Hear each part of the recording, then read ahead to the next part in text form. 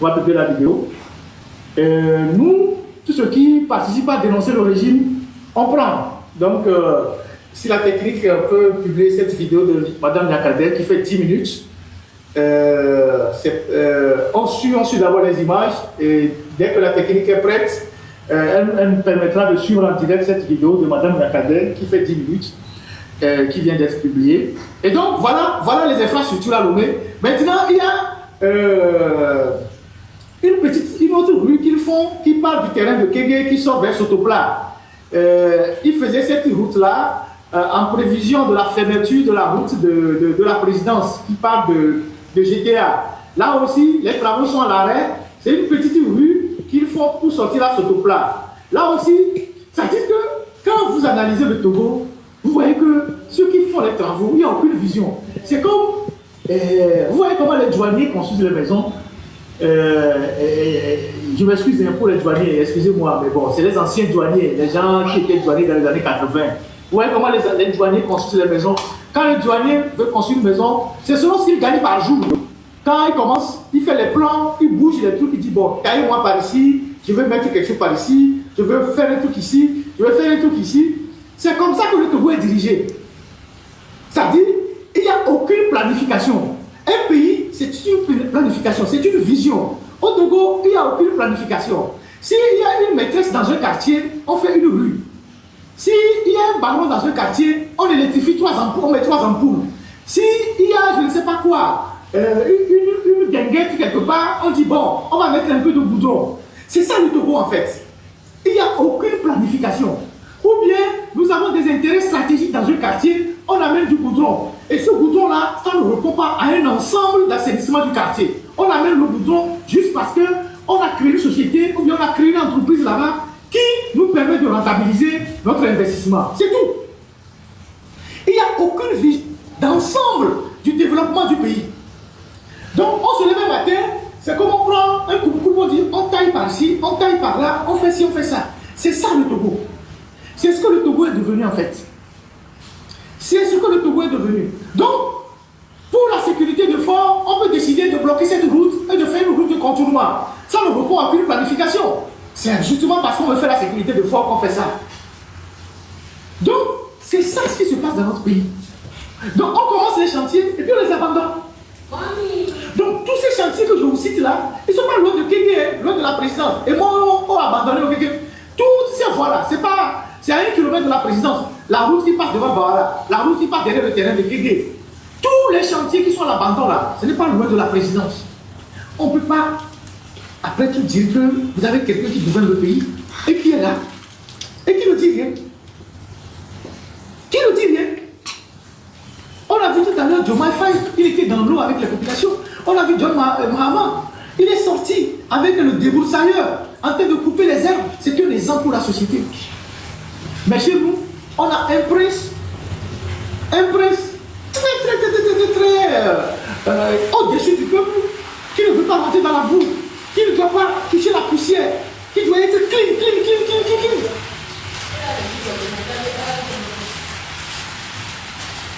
Voilà ce qui se passe dans notre pays.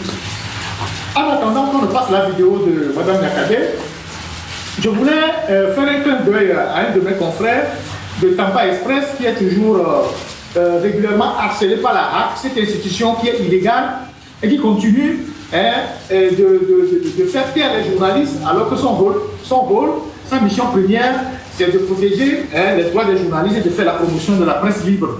Donc, notre confrère Tampa Express Napokura, le docteur Napokura, a encore fait l'objet ces derniers jours de harcèlement de la HAC. Il a été plusieurs fois, son journal a été plusieurs fois fermé et lui-même, il y a des plaintes et tout ça. C'est un harcèlement juridique et parfois fiscal. Et là, c'est le ministre de la Justice qui saisit la HAC suite à un gros dossier que notre frère et confrère Tampa Express a réalisé sur les prisons du Togo. Comment est-ce que les agents de l'administration pénitentiaire abusent de leur autorité dans les prisons. On a parlé vous vous rappelez qu'on a parlé de ces chefs de prison qui couchaient avec les prisonnières, qui faisaient un peu de tout, qui sont au cœur de beaucoup de trafic de tramadol dans les prisons, parfois même complicité d'évasion avec des gens qui ont été arrêtés, qui sont des détenus sensibles.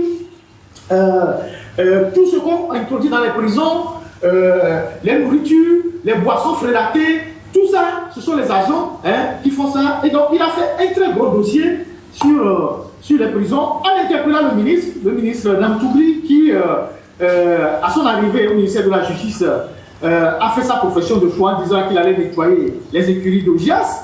Et depuis, il semble lui aussi avoir pris les couleurs de la maison dans laquelle il est arrivé, c'est-à-dire il s'acclimate. Et sous lui, les apporteurs d'affaires dans les tribunaux sont encore de plus en plus nombreux, alors qu'il nous a dit qu'il va arrêter les démarcheurs. Et donc, il a indexé le ministre, et le ministre, avant même de faire sortir son article, il a écrit au ministre pour avoir sa version. Et comme au Togo, les ministres sont comme des rois. Quand vous leur écrivez, il faut que vous veniez leur demander pardon avant qu'ils vous répondent. Ils ne sont pas des serviteurs de la République. C'est des gens qui estiment qu'ils sont tellement puissants que quand on leur adresse un courrier, il faut attendre 2 mois, 3 mois, 4 mois avant de répondre au courrier. Alors qu'en matière de journalisme, quand vous voulez faire un recoupement d'informations, quand vous adressez un courrier à une personne mise en cause pour avoir sa version, au bout de 48 heures, parfois même 112 heures, parfois même c'est la veille que les grands médias le font, vous avez déjà la réponse. Et donc, le ministre estime que, bien que le journaliste l'ait saisi pour avoir sa version des faits, le journaliste n'a pas attendu, lui, sa réponse, il s'est permis d'écrire l'article et il saisit la hack à des fins de suspendre ou de punir le journaliste. Donc, je voudrais manifester tout mon soutien à Franco et à toute l'équipe de Tampa Express qui font un très bon boulot. Et c'est la solidarité de la corporation. Quand un des nôtres est en difficulté, nous sommes dans l'obligation d'aller à son secours, de le soutenir. Et j'espère qu'il va s'en sortir avec cette histoire-là. Le harcèlement devient tellement permanent avec lui. Je pense que bon, ce sont les derniers qui tiennent encore dans le pays, qui osent faire ce que les autres n'arrivent pas à faire. Et donc, il faut leur mettre la pression. C'est pour ça qu'il est régulièrement convoqué par la HAC, qui est devenu aujourd'hui un instrument liberticide au service de la dictature. Voilà. Et donc, cette HAC et plus tous les autres services ne disent rien quand il s'agit qu'on coupe l'Internet, quand il y a des dérives des médias, même que le pouvoir supporte, mais quand il s'agit des journalistes qui prennent les journalistes indépendants, elles se précipitent pour les sanctionner. Donc, le live d'aujourd'hui, on va aller jusqu'à il nous reste encore 45 minutes. On va recevoir une invitée spéciale pour parler de la dette. J'espère que nous sommes là pour ça et les gens resteront en ligne parce que la question de la dette est très importante. On va recevoir notre frère Ditri. On a fait un très bon boulot depuis une semaine pour parler de la dette qui écrase, qui tue les Togolais. Et donc, une fois qu'on aura passé la vidéo de Madame Yakadé, on va ouvrir le dossier de la dette et on va recevoir notre frère Ditri qui est déjà dans le studio, qui attend impatiemment. Et voilà, je lui demande beaucoup je lui dis un peu de patience. Et je tiens aussi à rappeler à tous ceux qui sont en ligne de ne pas vous offusquer généralement quand il y a des gens qui sont sur les réseaux sociaux, qui insultent, qui racontent toutes sortes de choses. Vous savez, aujourd'hui, ce qui marche au Togo, c'est ce que le pouvoir finance aujourd'hui au Togo, c'est les attaques sur les réseaux sociaux. Le ministère de la Culture sert à ça. Et puis après, des petites cellules, on donne beaucoup d'argent aux jeunes, de faire des vidéos, d'aller contrecarrer les gens sur les réseaux sociaux. Si vous avez un projet aujourd'hui pour venir contrecarrer Ferdinand, pour venir contrecarrer les blogueurs, pour venir contrecarrer tous les activistes sur les réseaux sociaux, ce projet va être financé tout de suite. Donc on leur donne beaucoup d'argent pour essayer d'attaquer les gens, de les discréditer, de les insulter, de s'attaquer à leur famille. Il ne faut pas accorder beaucoup d'importance à ces choses-là. Vous savez, l'histoire du Togo, les jeunes qui font ça aujourd'hui, ils ne sont pas les premiers à faire ça. Ils ne sont pas les premiers à faire ça. Chaque période a eu ces griots de la dictature. Les dictateurs ont toujours des serviteurs. Jusqu'à la dernière minute, ils ont toujours des serviteurs. Parce qu'ils ont de l'argent à donner. Et les gens Les gens qui ont des besoins, ils vont chercher l'argent pour l'insulter, pour discréditer, pour se mettre au service de la dictature. On a connu les Bodola, on a connu les AKD sous-sol, on a connu de la bande de tous ceux qui ont fait le HACAM. Dans les années 90, ceux qui ont fait le HACAM, peut-être Bodola est celui qui tient. Tous les autres, certains sont morts. Certains sont morts dans la misère. AKD, c'était la figure emblématique. Et il y avait Aoun. Aoun, en liaison au général, c'était un nom de guerre, un nom de code. C'était un gars qui s'appelait comme ça. Donc, Aoun, c'est Michel du Liban. Et ensuite Michel Aoun du Liban. Et ensuite, il y a eu pas mal de gens. Et nous, à notre période, les Bamlan Comipim qui en parlent aujourd'hui, les Bamlan Comipim ont été ministres, c'était des gens qui étaient très bouillants. Aujourd'hui, qui en parlent? Personne ne sait ce qu'ils sont devenus. Et à notre période, on a connu d'autres jeunes qui étaient au service du régime. Les deux Pouken, pas celui qui est là aujourd'hui, son frère, qui habitait une petite chambre au lycée de Toko là-bas, qui avait une voiturette. C'est eux qui organisaient les attaques contre les étudiants sur le campus. Et c'est eux qui amenaient de l'argent pour distribuer aux étudiants, qui achetaient les étudiants. Lui, de Pouken là, il a même été mis après dans un grand réseau avec les Tidjani au nord de la Côte d'Ivoire quand le Togo supportait les rebelles. Finalement, il est mort dans un accident mystérieux. Personne ne sait comment il est décédé. Et il y a eu plein d'autres. Dans la politique, on a connu les Gbebessou, les Dumong, on a connu tous ces gens-là. Parmi les journalistes, il y a eu plein de journalistes qui supportaient Yadema, qui venaient à Paris jeudi et qui rentraient à Lomé dimanche, qui venaient en week-end à Paris, en France. Les gens venaient en France jeudi. Et ils retournaient à Lomé dimanche. La semaine prochaine, ils retournaient encore. Il y a des gens qui ont donné beaucoup d'argent.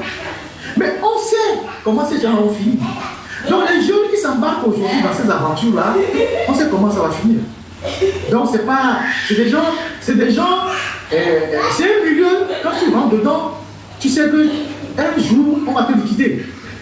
Donc, laissez-les gagner un peu d'argent, faire ce qu'ils sont en train de faire là, c'est le même système qui va les débrancher. C'est le même système qui va les débrancher. Et eux, ils vont peut-être payer pour tout ce que les autres ont fait avant eux, quand le régime va tomber, parce qu'ils sont très jeunes. Ils vont peut-être payer pour ce que les autres ont fait avant eux. Donc, ne vous inquiétez pas de l'activisme de ces gens-là. Continuez pas à faire votre travail, restez focus et puis on avance. Donc, on va commencer sur la question de la dette rapidement avec notre invité, si on peut le faire dans le studio, pour parler rapidement de la dette. Et puis à la fin, on va passer le discours de Mme Yakadé. Et voilà. Donc, ne vous souciez pas de tous ces gens-là qui s'invitent aujourd'hui sur les réseaux sociaux pour insulter, pour caricaturer, pour taper sur les gens. Ignorez-les, continuez pas à faire votre travail. Eux, ils ont leur mort programmée. La dictature qui les utilise aujourd'hui, elle va les liquider d'une manière ou d'une autre. C'est une constance des dictatures. Ceux qui les ont défoncés, on les a liquidés, c'est pas eux qu'on va pas liquider. Donc voilà. Donc ne vous inquiétez pas de ces nouveaux griots qu'on est en train de... Ouais, on passera la vidéo de Yakadé. Donc ces nouveaux griots qu'on est en train de recruter. Et quand vous les voyez beaucoup, ils ont une vie misérable. Ils ont une vie très misérable. Ils n'ont pas grand-chose. Voilà. Alors, bonjour Monsieur Ditry. Comment allez-vous?